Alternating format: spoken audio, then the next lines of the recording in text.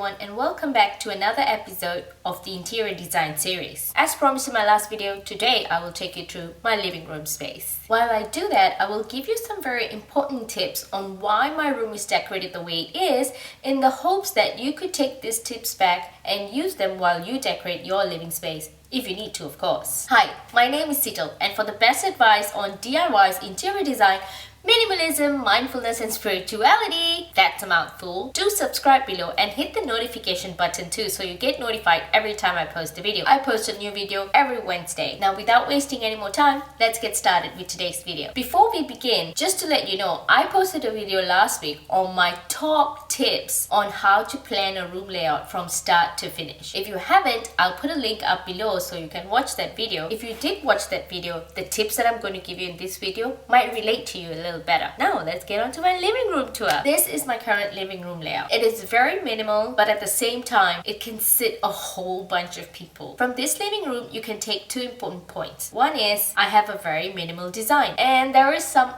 elements of mid-century modern or that 60s retro style going on. Number two is that it can sit at least 8 to 10 people or more in this one living space. Now remember how I told you in my previous video that my living room has like 3 different design. I've got things that are mismatched, more of a bohemian design. I've got lots of plants. I like plants. I like that, you know, the mismatch of things, and my cushions don't match. I love it the way it is. I've got this mid-century modern vibe going on with the couch and the sofa and also maybe the rug, but then coffee table is a little bit bohemian, but it goes in the space. I'm really happy like how it comes together. And then I've got a lot of plants, which is again very mid-century modern, but could also be very bohemian at the same time. And I have got everything kept to a very bare minimum. I don't have much decorations going on, hence the whole minimal look. On this other corner, I've got just a shelf that is handmade. I made it myself. I just took a bunch of bricks, laid out some pieces of plywood that I got from IKEA on it, and this entire shelf cost me $20, and it houses all my books. But I need my books to be at a space where I can see them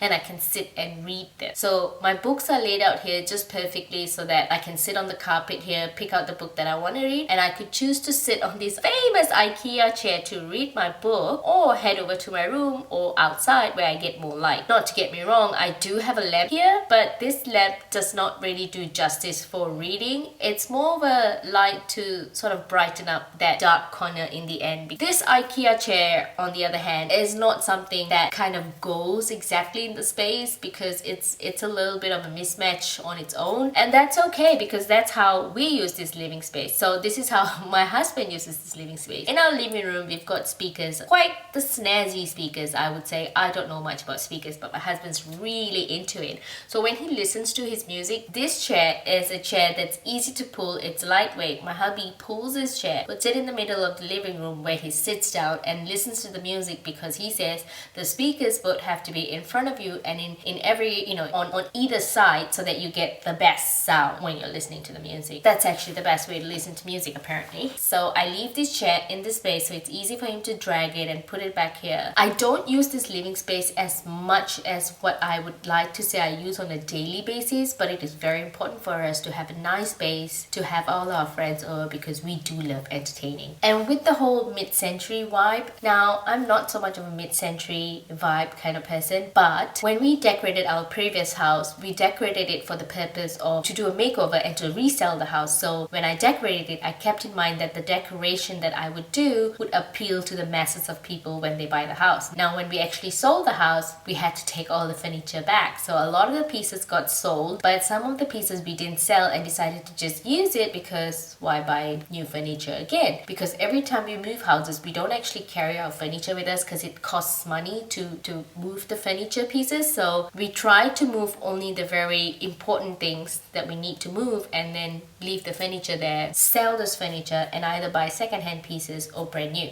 So this is what we did here. We sold a lot of the pieces away, but some of the pieces that we actually kept to bring it into our new space. Before we move on to the next tips that we can take away from this living space, do let me know which living space did you like best? The one from the previous house that we sold, or the current living room that I have? Moving on, as you might have probably already noticed, I don't have any curtains in this space. That's right, no curtains. So at at night, if I have any lights on in this space, you can see in from outside. Now, I did not put curtains in this space for two reasons. One is I didn't want to hide the really nice doors and the really nice frames of these windows. I like this wood feel, although it's not very mid-century modern, it's more like country type, but it doesn't matter because I do like a lot of bohemian, so that's why I fill this place up with a lot of plants, because I think it goes really well together. And number two, I kind of miss the days when your neighbor would pass by and you're sitting inside your living room and then you can wave at them just openly. I don't like the feel of when a house is closed up completely from outside. It doesn't give the house a warm feeling. Now, that's not to say that I'm kind of letting people invade into my privacy.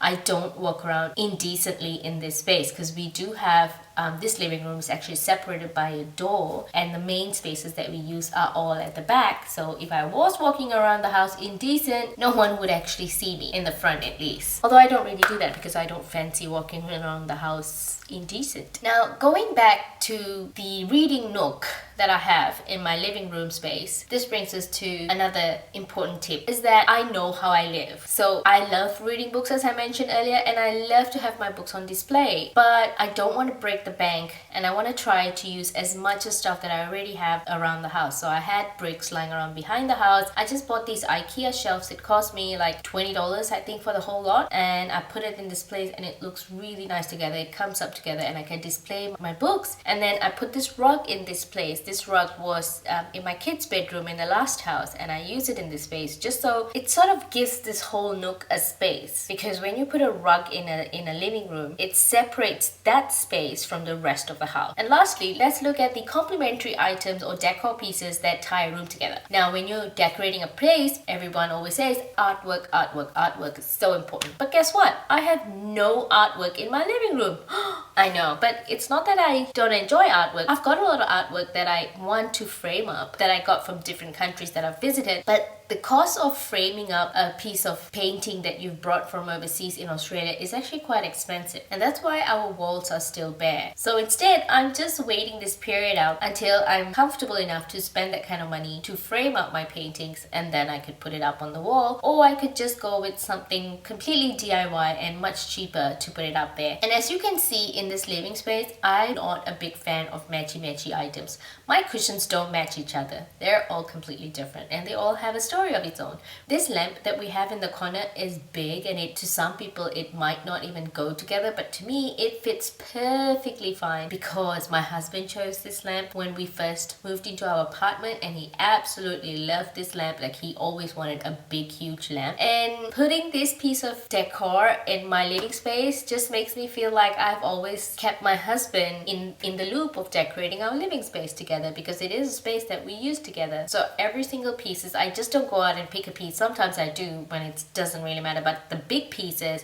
or some pieces I would always consult with him and go like, this is what it looks like, this is my mood board, what do you think? And as for the rug, this rug is not from my previous living room space, because the rug that we had there was even bigger, but this living room was a little bit smaller than the previous one. So I'm actually using the rug from previous house master bedroom. It works in the space, it ties everything together, and all you really need a rug for is to tie in that space together so that that space is separated from the rest of the house, which is why a rug is really important. Now, whether or not you need like a specific coffee table or not, that's really up to you. If you don't want to have a coffee table, you could also have like a trunk that sits there, or if you've watched Friends, you could have like an apothecary cabinet as a coffee table instead. Whatever it is that you prefer, it doesn't necessarily have to be a coffee table. I had a friend that I was helping to decorate her living room, and then when we finally came to the last look of her living room, she was happy but with the whole design and everything, and then she just took a deep sigh and she said to herself out loud, well, I guess it doesn't really matter now because no one's going to come up to look at our TV room anyways. I don't think we even need to decorate it. It can just be the way it is with nothing at all. But when we're decorating a space, we're not doing it because of anybody else, or if no one's going to visit, so we might as well not decorate. This tells me a big thing, that maybe she doesn't want anything in her TV room, and that's completely okay. okay, and you don't have to just go out and decorate that space because you want to please other people. Remember, the only rule that I follow when decorating a space is that it needs to speak to me when I'm decorating my space. If you found this video helpful, be sure to hit the like and subscribe button below and share it with your friends and family. Also, if you hit the notification button below, you will be notified every time I post a new video every week. With that said, thank you so much for watching and I hope you have a great day. Bye!